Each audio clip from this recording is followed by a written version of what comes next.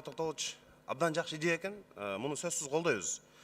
Менде суроо мындай болуп атат да, мына 2012 жылы 44 мамлекет менен визасыз режим кирди. Ошондон кийин туристтердин агымы кескин көбөйгөн өлкөлөр бар.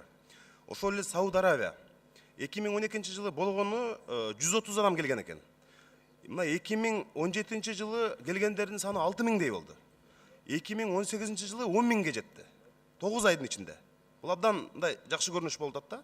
Сауд Аравия менен дагы ушундай түз рейс ачканга болобу? Анткени чын эле туристтердин агымы мындай кескин көбөйгөнүн статистика далилдеп атат да.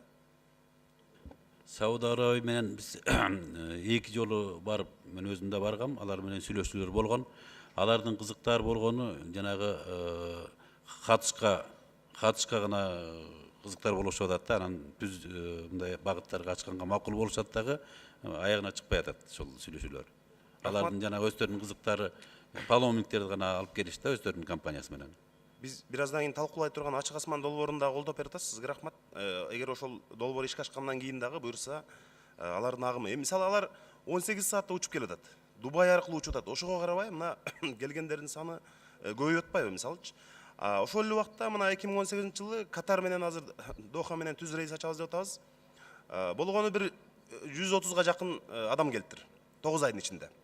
Бул аз албетте. Бирок биз ушунун кескин мына рейс ачылгандан кийин мен ишенип турам, көбөйөт алар дагычы. Мурда мындан да аз келчү экен.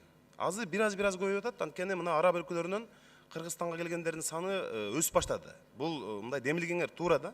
Жумасына мен ойлоп атам рейс болот. Анткени мына интернет баракчаларынан карасаңыз деле Кыргызстандын Катардагы элчиси Нуран Ниязалиевдин дагы аракеттери абдан жакшы болуп атат. Жакында эле мына Кыргызстандын килемдерин таанытуу боюнча, биздин айыл чарба азыктарын таанытуу боюнча ушу Катарга арабтардын кызыгуусу мындай жакшы эле болуп атат да. Буюрса ал киши ошо соода, инвестициялык жанагы кызматташтыкты дагы күчөтүү аракетине мен да ыраазы болуп атам. Башка элчилер дагы ошондой болуп иштегенге аракет кылыш керек да.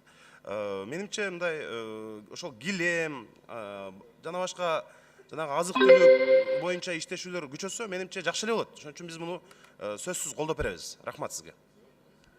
Туура айтасыз, ал Нуран бизге аябай көп жардам берип атат, ушул маселелер менен бирге чечип атабыз. Ал кишиге да рахмат.